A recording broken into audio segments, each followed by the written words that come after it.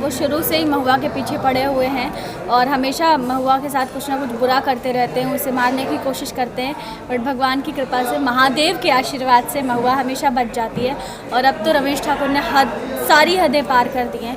वो महुआ को कोठे पे ले आए हैं, बेच दिया है और वो बेमन के ना चाहते हुए भी डांस कर रही है। सो ऑडियंस को देख के बहुत बुरा लगने वाला है, पर हाँ, स्टोरी बहुत इंटरेस्टिंग हो रही है हमारी और मज़ा आएगा क्योंकि सबका भांडा फूट जाएगा। हमारे हीरो आके, शंभू आके सबको मारता है और सबकी हालत ढीली कर देता है। और जो नया जो कैरेक्टर है उसका क्या रोल है इसमें, वो क्या करने वाला है? अधिराज जो है, अधिराज भी अभी हमारे लिए बहुत अच्छा है, मेरी बहुत मदद कर रहा है। इनफैक्ट महुआ की जान बचाई है उसने, गोली चलती है और अधिराज अपने ऊपर ले लेता है वो गोली।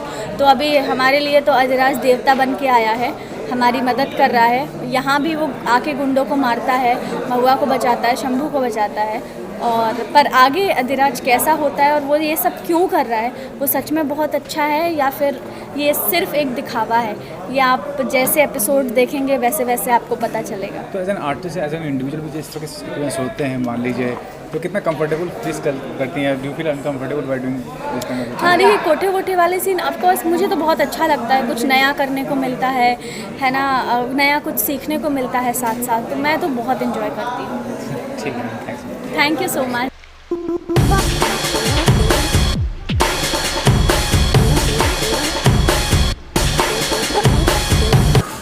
अभी तो हमारे लिए इतना महत्वपूर्ण है कि इसने हमारी जान बचाई है, बिकॉज अभी तक महुआ की जान बचाई है, मेरी जान बचाई है, तो जो कर रहा है अच्छा कर रहा है, बट बाद में इसका एजेंडा कुछ और ही होता है जो हमें पता नहीं है। सो अभी तक तो हमारे लिए बहुत ही अच्छा इंसान है। आप बताइए क्या करना चाहेंगे?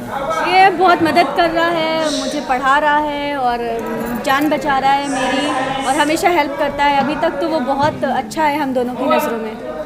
फिर भी जैसा कि मालूम है कि उनका जो भी रवैया है वो शायद पूरी तरह पॉजिटिव नहीं, ग्रे शेड में आए हैं वो, तो उनके इस कैरेक्टर के बारे में क्या कहना चाहेंगे कि क्या मकसद लेकर आपको लगता है कि आए हैं और किस तरह से वो हमें तो पता है कि क्या मकसद लेकर आए हैं, बट ऑब्वियसली अभी ऑडियंस को हम वो बता नहीं सकते हैं। आई होप वो देखे और ये जाने, बट अभी तक हमारे सामने उन्होंने कोई ग्रे शेड नहीं दिखाया।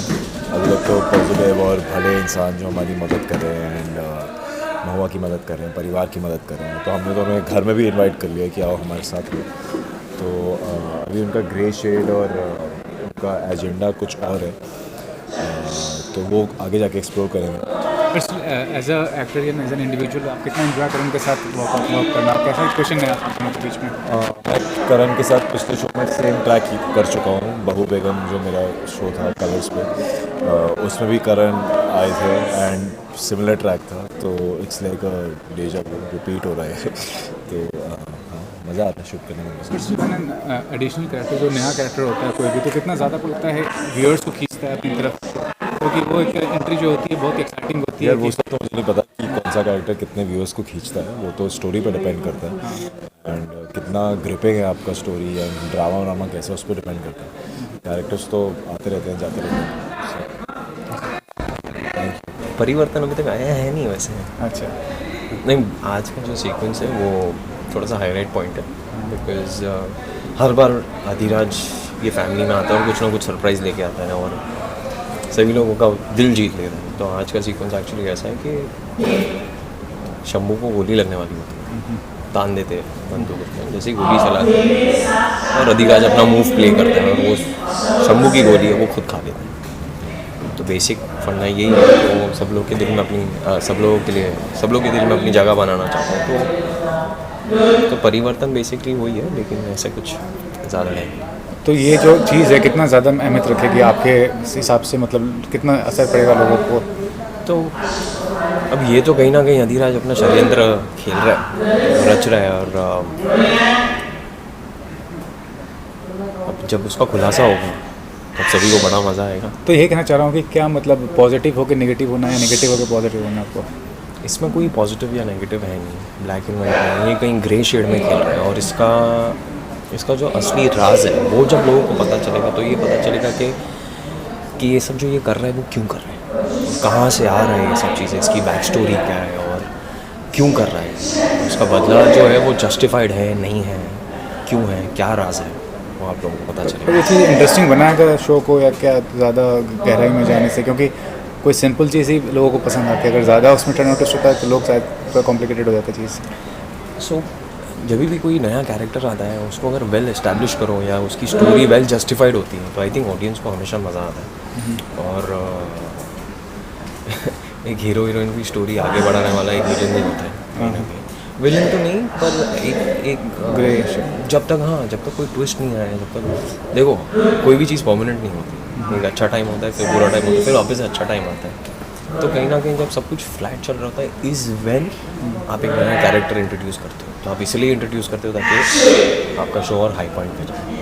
तो जो स्टोरी जैसी लिखी गई है वेरी ब्यूटीफुल, और आगे लोगों को इसमें स्पाइस आएगा, स्पाइसी फीलिंग आएगी, वो फ्लेवर है, एंड आई थिंक लोगों को मज़ा आएगा। पर्टिकुलरली आप कितना ज़्यादा एंजॉय कर रहे हैं, कितना एडजस्ट कर पा रहे हैं इस कैरेक्टर में?